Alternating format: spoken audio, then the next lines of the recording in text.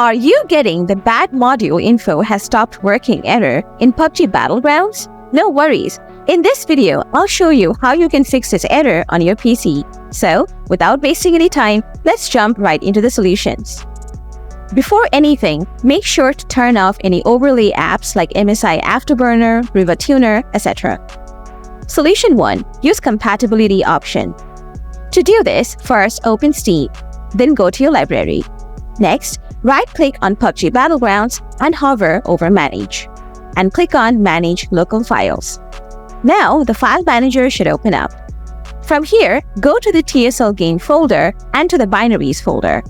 Next, open the Win64 folder. Now right-click on TSL Game execution file and select Properties. Then switch to the Compatibility tab. From here, take Run this program in Compatibility Mode 4, and then select Windows 7 from the drop-down menu. Lastly, hit Apply and then click on OK.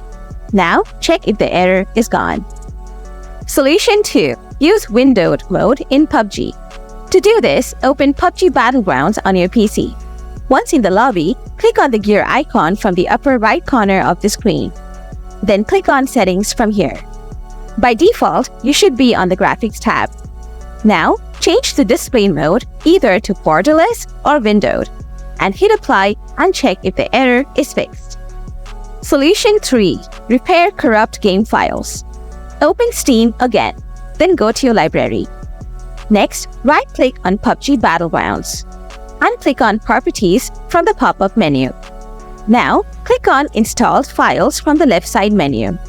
Then click on the Verify Integrity of Game Files button from here. Now, Steam will verify and repair any corrupt files it finds. After that, the error should be gone. If not, a complete reinstallation should fix it. So guys, that's how you fix the bad module info has stopped working error in PUBG Battlegrounds on PC. If the video did the trick for you, smash that like button.